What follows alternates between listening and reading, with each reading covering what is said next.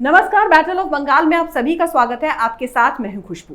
प्रधानमंत्री मोदी ने आज बंगाल में 4 जगहों पर वर्चुअल रैली को संबोधित कर दिया और ममता बनर्जी ने उन्हें फॉलो करते हुए ये ऐलान किया है कि अब वो ऑनलाइन ही जनता को संबोधित करेंगी। पीएम मोदी जहां एक तरफ आशावादी बंगाल की बात कर रहे हैं, वहीं ममता घिनौनी बयानबाजी करने से बाज नहीं आ रही हैं। वो लोगों से ये कह रही हैं कि बीजेपी वालों से पैसे ले लो लेकिन वोट मत दो। इसी पर बातचीत करने के लिए हमारे साथ स्टूडियो में मौजूद हैं कैपिटल टीवी के editor in chief doctor Manish Kumar. Doctor साहब, बहुत बहुत स्वागत है। धन्यवाद। डॉक्टर साहब, ये क्या मसला है? प्रधानमंत्री मोदी पहले से ही शुरुआत कर चुके हैं वर्चुअल रैलियों की और ममता बनर्जी इस तरीके से दिखा रही हैं कि वो कोई नया काम करने जा रही हैं। देखिए, ये जो वर्चुअल रैली है, ये भी स्ट्रेटजी राजनीति का पार्ट होता है।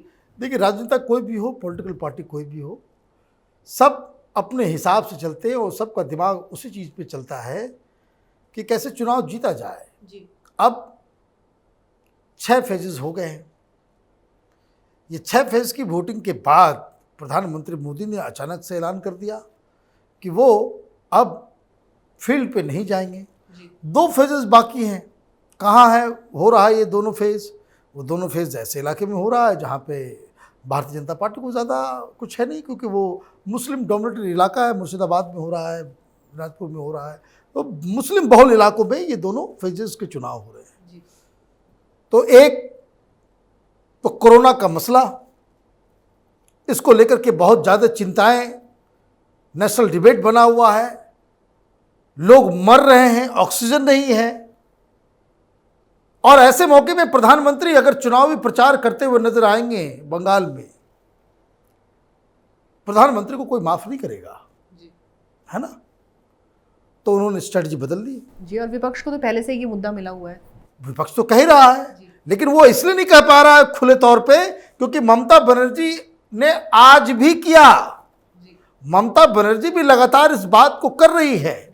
इसलिए मैं आपको बता दूं कि अगर ममता ने रैलियां नहीं की होती, राहुल गांधी ने रैलियां नहीं की होती, वामपंथियों ने रैलियां नहीं की होती, वो सारा लेफ्ट लिबरल कबाल अभी प्रधानमंत्री मोदी को नोच खा रहा होता कि भाई तुम्हारी वजह से कोरोना फैला है ना? तो ये एक तो चुनाव की दृष्टि से एक तो गलत प्रचार चल पड़ता प्रधानमंत्री के खिलाफ, और दूसरा जो इस फैसले के पीछे की जो वजह है कि भारतीय जनता पार्टी को अब ये लग रहा है कि 6 फेजेस में वो सरकार बनाने की स्थिति में आ गए हैं। सरकार बनाने की स्थिति में आ गए हैं, इसलिए ये अगला 2 फेजेस जो है उतना ज़्यादा इम्पॉर्टेंट नहीं है। तो इसलिए प्रधानमंत्री मोदी ने ये गियर बदला और ये कहा कि हम वर्चुअल रैली करेंगे। एक बात तो वो हो गई। अब प्रधानमंत्री ने ये कह दिया, ममता बनर्जी की तो जान अटकी हुई है, ममता बनर्जी तो चुनाव हार रही है। अब वो दोनों काम कर रही थी, रैलियां भी खुद कर रही और ये भी कह रही हैं कि बंगाल में जो कोरोना आया है वो मोदी लेकर के आया है। बिल्कुल, है ना? यही बात कह रही थी। आज भी उन्होंने यही कहा दुर्गापुर में यही कहा कि भाई मोदी की वजह से कोरोना फैल रहा है। अब ये दोनों बातें तो होगी नहीं, और प्रधानमंत्री कह रहे हैं कि भाई हम नहीं आ रहे हैं, हम तो वो जो है वो कॉम्पिटिटिव राजनीति के चक्कर में ममता बनर्जी ने भी वो घोषणा किया कि भाई अब वो भी नहीं करेंगी। तो दीदी, आपके साथ तो खेला हो चुका, अब आप करो ना करो उससे कोई फर्क नहीं पड़ने वाला। जिन इलाकों में अब जो चुनाव होने वाले हैं वहाँ का वोटर ऑलरेडी 6 महीने पहले ही डिसाइडेड वोटर है। ये जो इलाके जो हैं वहाँ पे शार्प पोलराइजेशन है, हिंदुओं के बीच, चाहे वो मतुआ के बीच, मुसलमानों के बीच। तो कुछ ऊपर नीचे जो होना है वो होना है मुस्लिम वोट में ही, कि वो सेकुलर फ्रंट के ऊपर जाएगा, कम्युनिस्टों को दे देगा या कांग्रेस को दे देगा, या ममता बनर्जी के साथ इंटैक्ट रहेगा। टेलीविजन चैनल पे मैं देख रहा था, महिलाएं जो है नाराज़ है ममता बनर्जी से। तो ये जो मसला जो है वो जो कोरोना को लेकर के बेसलाइन क्या है, कोरोना की चिंता किसी को नहीं बंगाल में, कोई भी पॉलिटिकल पार्टी को। सब लोग चुनाव जीतने के लिए अपना अपना दाव पेच कर रहे हैं। जिनको लग रहा है वो चुनाव जीत चुके हैं, उन्होंने कहा कि भाई अब हो गया, अब हम करेंगे वर्चुअल। और जो लोग को लग रहा है कि अभी भी टाइम है कुछ लॉस्ट ग्राउंड को रिकवर करने का, तो वो पीछे पीछे चल रहे हैं। तो ये राजनीति, एक कोरी राजनीति चल रही है जी। और डॉक्टर साहब, जिस तरीके से पीएम मोदी वहां पर रैली करते हैं नहीं करते हैं उससे कोई फर्क नहीं पड़ेगा, जिस तरह की 2 फेजेस हैं। लेकिन ममता बनर्जी है, उनकी तो हालत वहां पर खराब हो रही है। तो जो मुसलमान है वो तो पूरे तरीके से ममता के साथ भी नहीं रहे, वो क्या करेंगे? देखिए, ममता बनर्जी के साथ जो मुर्शिदाबाद से जो खबरें आ रही हैं और महिलाएं खास करके, वो ममता बनर्जी के साथ जो है वो उतनी ज़्यादा नज़र नहीं आ रही हैं।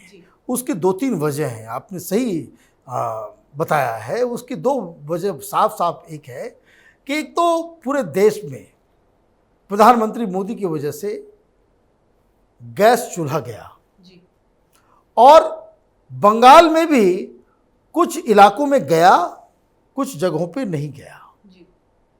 मैं बहुत सारी रिपोर्ट्स में देख रहा था कि मुस्लिम महिलाओं को भी प्रधानमंत्री मोदी के इस फैसले का उनको फ़ायदा हुआ है। मतलब उनके घर जो है वो गैस के चूल्हे आ गए हैं। बहुत गरीबी है, मुर्शिदाबाद वगैरह की तस्वीरें अगर आप देखेंगे, उसका विजुअल देखेंगे, बहुत गरीबी है। लोगों के सर पे कपड़े नहीं हैं। ममता बनर्जी ने ये हाल बना दिया है वहाँ पे। तो उनको लगता है भाई प्रधानमंत्री मोदी आएंगे तो उनको गैस मिल जाएगा। दूसरी एक और बात जो हुई है कि कहीं कहीं वो कट मनी वगैरह लगा करके दे करके मुस्लिम इलाकों में खास करके, क्योंकि मुसलमानों से वो थोड़ा कट मनी लेने में भी डरते हैं तृणमूल वाले कि कहीं पता नहीं वोट बैंक में अगर लोचा हो गया तो मामला ख़राब हो जाएगा। तो कई मुस्लिम गरीब फैमिली के मकान भी जो है प्रधानमंत्री आवास योजना की वजह से बने हैं। महिलाओं को क्या चाहिए? महिलाओं के कान में ये बात तक पहुंचती है कि भाई बीजेपी आती है तो घर बन जाएगा, गैस का चूल्हा बन जाएगा, बाथरूम बन जाएगा। अब आप सोचिए कि वैसे परिवार जिनके सर पे वो ढंग की छत भी नहीं है, पॉलिथीन है ऊपर, और इतनी गरीबी में वो जी रहे हैं, तो उसका इम्पैक्ट जो है वो कुछ कुछ होता है। हालांकि मैं बार बार कह रहा हूं कि भाई ये एक डाइवर्सन है। मूलतः मुसलमान उसी को वोट करेगा जो बीजेपी को हराएगा। बाकी टेलीविज़न चैनल के ऊपर सर्वे के दौरान, बातचीत के दौरान लोग ऊंची ऊंची बातें करते हैं, लेकिन जब वोट देने की बारी आती है तो वो वही वोट डालेंगे जिसके जरिए वो बीजेपी को हरा सके। जी। और डॉक्टर साहब, मुस्लिमों का तो बेड़ा गर्क किया है ममता बनर्जी ने, वो एक अलग बात है। लेकिन जहाँ तक कि साइलेंट वोटर्स की बात है, तो एक बार प्रधानमंत्री मोदी ने कहा था बिहार विधानसभा चुनावों के बाद कि जो भारत का साइलेंट वोटर है वो बीजेपी के साथ है। तो क्या इस बार भी वही कमाल दिखाएगा साइलेंट वोटर बंगाल में? देखिए, बिहार में साइलेंट वोटर्स होते हैं जी, लेकिन मैं बार बार कह रहा हूं कि ये जो इलाका जहां 2 फेजेस चुनाव होने वाले हैं, वहां कोई साइलेंट वोटर नहीं है। वो साइलेंट इसलिए है, वो सामने आकर के आपके साथ खड़ा नहीं होगा क्योंकि वहां पे तृणमूल कांग्रेस की गुंडागर्दी है। अदरवाइज वहां पे शार्प डिवीजन ऑलरेडी है। जो मतुआ समुदाय है, जो दलित है, वो बीजेपी के साथ है, जो हिंदू है वो बीजेपी के साथ है, मुस्लिम तृणमूल कांग्रेस के साथ है, वो वामपंथियों के साथ हैं, वो कांग्रेस पार्टी के साथ है, और कुछ फुरफुरा शरीफ के साथ है। ये डिवीज़न ऑलरेडी है वहाँ पे। अब हम आंख बंद कर ले इन सारी चीज़ों के ऊपर तब तो बात अलग है, लेकिन हकीकत यही है कि वहाँ पे शार्प डिवीज़न है। बंगाल की ये आने वाले जो 2 फेजेस जिस जगह पे हैं, साइलेंट वोटर्स मुश्किल से 2% 3% जो नगर निगम के बराबर है, यही उसकी स्थिति है। डॉक्टर साहब, जब कोई हारने लगता है तो जोश खुद ब खुद कम हो जाता है। तो क्या जो ममता बनर्जी जिस तरीके से ढीली पड़ गई हैं, तो यही कारण है कि उनको पता लग गया है कि 2 मई के बाद वो उनकी सरकार जाने वाली है? देखिए, ममता बनर्जी का ये पूरा कैंपेन जो है वो बहुत ही अजीबोगरीब रहा जी। जो चालें वो चली वो उल्टी पड़ गई। मैं बार बार इस बात को कहता हूं कि भारतीय जनता पार्टी का कैंपेन का जो डिजाइन होता है वो इस मामले में बहुत ही कारगर होता है कि वो 6 महीने 7 महीने पहले से वो माहौल बनाना शुरू करते हैं। छोटे लीडर्स जाते हैं तो जेपी नड्डा जाते हैं, तो अमित शाह जाते हैं, तो वो 1 दिन के लिए गए, 2 दिन के लिए गए, उस इलाके में गए, दूसरे इलाके में गए, तो एक माहौल वो बनाने की कोशिश करते हैं। और जब चुनाव नज़दीक आते हैं तो प्रधानमंत्री मोदी अपनी रैलियों से उस पूरे कैंपेन को जो है उठा ले जाते हैं, और उसके बाद इमीडिएटली चुनाव मतदान हो जाता है। तो इसका एक इम्पैक्ट होता है।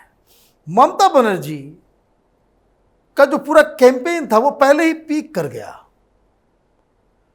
वो पीक था उस वक्त जब आपने सब कुछ खत्म करके ममता बनर्जी के पैर को आपने तोड़वा दिया, प्लास्टर लगवा दिया, उनको लेकर के घूमने लग गए कि भाई हम पैर तोड़ दिया, मेरा पैर तोड़ दिया। आप देखिए कितने दिन हो गए भाई, फॉर गॉड सेक। वहां पे कोई आदमी कोई बताएगा तो हर घर में कोई ना कोई परिवार में सब जानता है भाई, प्लास्टर लगने के बाद कितने दिनों के बाद वो प्लास्टर खत्म हो जाता है। पैर तो टूटा तक भी नहीं है, हड्डी भी नहीं टूटी है, मोच आया, चोट लगी, हड्डी टूटी नहीं, प्लास्टर लगा लिए। अगर मान लीजिए हेयर लाइन भी था या कोई हल्का फुल्का कोई ऐसा लग रहा है कि भाई कुछ लिगामेंट्स वगैरह कुछ में उसमें कुछ दिक्कत हो गया हो, 6 सप्ताह से ज़्यादा हो गए, वो तो इतने में तो बड़े बड़े जो हड्डी बिल्कुल टूट जाती है उसको प्लास्टर करने में इतना वक्त लगता है। लेकिन फिर भी आपने सोचा कि इससे सिंपैथी लेंगे। जब आप सिंपैथी की दौड़ में दौड़ गए तो इसका मतलब यह है कि डीप डाउन यू न्यू कि आपके कारनामे अच्छे नहीं हैं, एंटी इनकम्बेंसी है, लोग आपसे नाराज हैं, और इसलिए आपके लिए ब्रह्मास्त्र क्या रह गया? आपका ब्रह्मास्त्र बस ये रहा कि ममता बनर्जी की जो साख है, उसकी जो इमेज है, वो देखेंगे कि बंगाल की बेटी, उसका पैर टूट गया है और हम आउटसाइडर इनसाइडर का डिबेट शुरू कर देंगे तो जो लोग नाराज हैं वो नाराजगी खत्म हो जाएगी। यही मिस्टेक टीएमसी से हो गई। टीएमसी को ये समझ में नहीं आया कि लोग ममता से कम नाराज हैं, ममता के गुंडों से ज़्यादा नाराज हैं। वो जो वहाँ पे करप्शन फैलाते हैं, वो जो सिंडिकेट है, वो जो क्लब्स के जरिए वहाँ पे गुंडागर्दी करते हैं, जो वहाँ पे चावल चोरी करके लेके भाग गए, उनसे ज़्यादा नाराज़गी है। हर जगह जो भ्रष्टाचार है उससे ज़्यादा नाराज़गी है। ममता बनर्जी से नाराज़गी होने की कोई बात ही नहीं है। और इसलिए ये कैंपेन डिरेल हो गया। ममता बनर्जी को ये जो नंदीग्राम में चंडी पाठ, वो आगे आने वाले 2 फेजेस में महंगी पड़ेंगे। यू मार्क माय वर्ड, जब रिजल्ट आएगा तो ये जो इन इलाकों में जहाँ 2 फेजेस हो रहे हैं, जहाँ पिछली बार टीएमसी ने स्वीप किया था, रिजल्ट कुछ अलग आएंगे। वो क्यों आएंगे कि ममता बनर्जी न इधर की रही न उधर की रही। एक एक दिन में आप 19 मंदिरों में जा रहे हैं, आप चंडी पाठ शुरू कर दे रहे हैं, दुर्गा स्तुति गाने लग जा रहे हैं। भाई अभी गाइए मुर्शिदाबाद में जाकर के और बताइए कि आप जो है शांडिल्य ब्राह्मण हैं, तब तो बात समझ में आएगा।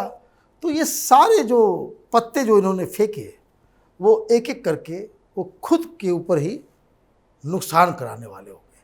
और इसलिए जो ममता बनर्जी का अब 2 फेजेस का जो चुनाव का जो पूरा टोन एंड टेम्पर, ममता का जो भाषण भी है, नेताओं की जो बॉडी लैंग्वेज भी है, वो बिल्कुल आउटराइटली एक लूजर की नज़र आ रही है। जी डॉक्टर साहब, बहुत बहुत शुक्रिया इस तमाम जानकारी के लिए। धन्यवाद। तो अभी तक हमने पुत्र मोह के बारे में सुना था, लेकिन आज पहली बार पता चला कि भतीजा मोह भी कितना ज़्यादा खतरनाक होता है। जहाँ तक की बात बंगाल के महिला पुरुषों की है तो वो इतने ज़्यादा गरीब हैं, और जैसा कि डॉक्टर साहब ने कहा, मुस्लिमों की स्थिति वहाँ पर ऐसी है कि उनके तन पर कपड़ा तक नहीं है। और जहाँ तक खुद ममता बनर्जी की बात है तो वो भी सादगी से रहती हैं, सफ़ेद साड़ी पहनती हैं, हवाई चप्पल पहनती हैं, तो खुद के ऊपर भी उन्होंने इतना पैसा खर्च नहीं किया है। ऐसा लग रहा है कि सारा का सारा कटमनी का पैसा उन्होंने अभिषेक बनर्जी पर लगा दिया है, तभी तो एकाएक उन्हें 100 करोड़ के बंगले में बैठा दिया है। अगर आपको हमारा वीडियो पसंद आया तो इसे लाइक करें, शेयर करें और कैपिटल टीवी को सब्सक्राइब करें। नमस्कार।